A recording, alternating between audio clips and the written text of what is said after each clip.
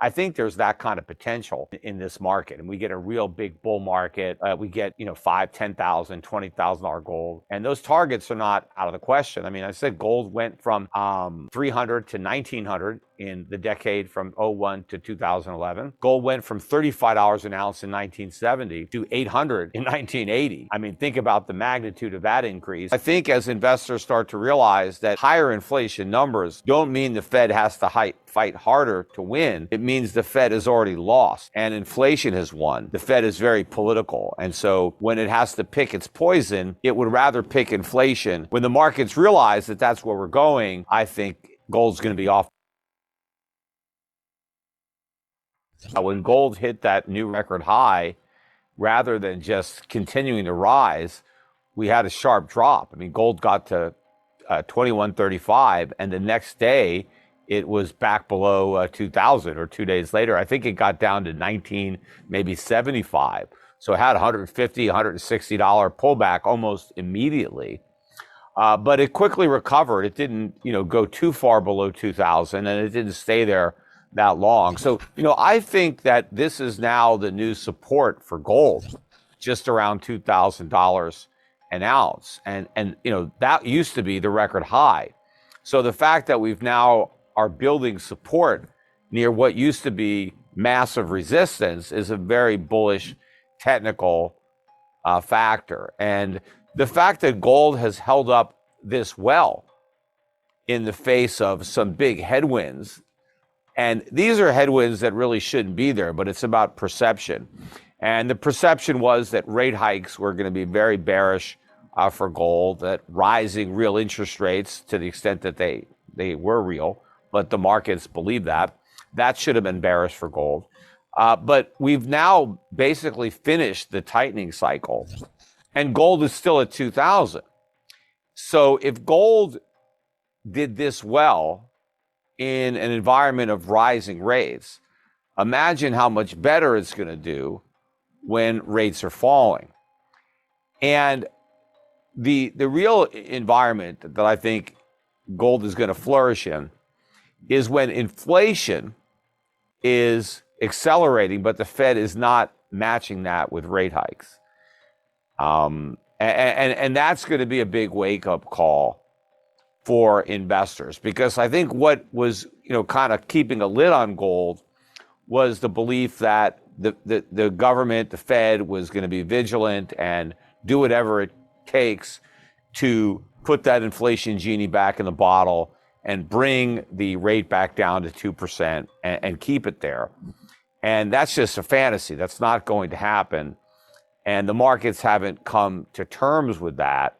And so in the past, or recent year or so, when worse than expected inflation news would come out, that would be bad for gold, even though it's good for gold because gold's an inflation hedge.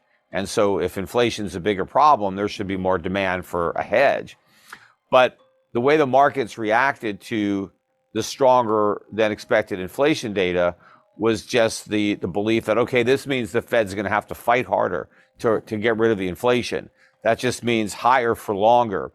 And that would hurt gold, and it would help the dollar. But I think as investors start to realize that higher inflation numbers don't mean the Fed has to fight harder to win. It means the Fed has already lost and inflation has won, because there's a limit to how hard the Fed can fight, given how much debt is in the system, especially how much debt the governments have and how much debt the banks are holding. And as much as the Fed would like to see lower inflation, they don't want to see a financial crisis. They don't want to force the U.S. government to default on its obligations.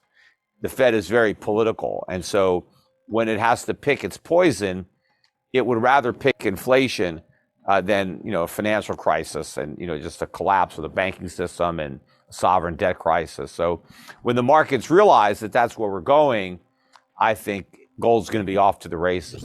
I mean, in 2001, the price of gold was under $300 an ounce. And in a 10-year period to 2011, it went up to 1900. So why didn't the manipulation stop that? I mean, how did gold go up so much if there was, people manipulating it? Obviously, it had a big move. Now, it should be even higher now, but that doesn't mean it's because of manipulation. But I do think that there's a lot of incentives, obviously, to keep the price of gold down. But there's a lot of big money that is selling gold. I mean, when gold hit a new high, there's a trading adage. I mean, it's not rocket science. Buy low and sell high.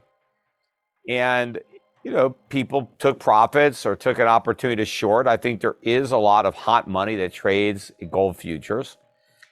And, when gold couldn't sustain the breakout, I mean, some selling came in. But we're going to exhaust this selling. I think that part of what's happening here in this bull market is that weaker players are being shaken out of the market. They're being discouraged by some of those sell-offs, and that's kind of what markets do. They try to get rid of a lot of the excess baggage, the dead weight, the weaker hands. They give up. But I think gold is being accumulated by sophisticated investors, by central banks.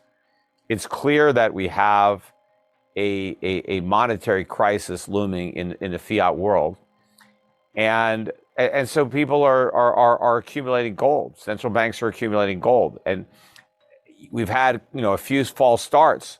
And so when gold makes a new high, I think investors are still trained to sell into it, because every time it's made a new high, it's pulled back, and the people who sold made money, and they were able to buy back cheaper. But it's going to work until it stops working.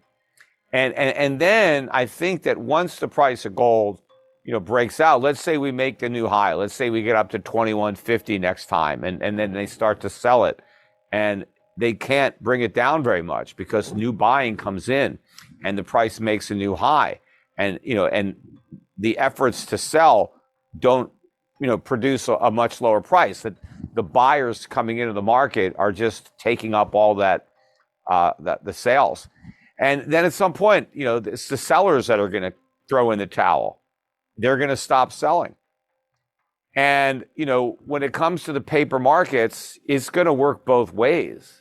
A lot of people were shorting gold that didn't exist, that they didn't own through the futures market. And so that allowed selling to take place that might not have taken place without the futures market, because how do you sell what you don't own? But futures markets allow you to sell what you don't own. But I think that what ultimately is going to happen with those paper markets is the shorts are going to get caught, because I think once the market really has a big bid and it's hard to buy gold, I think a lot of the longs in the market are going to look to take physical delivery of their gold.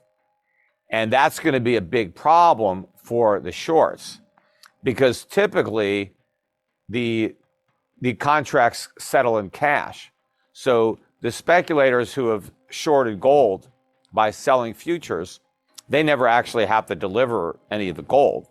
But behind every gold futures contract, there's an obligation to deliver actual gold if the buyer wants it. But if the buyer doesn't want it, then you don't have to deliver. And generally, the people buying, don't need the gold, don't want the gold. They're just betting on the price.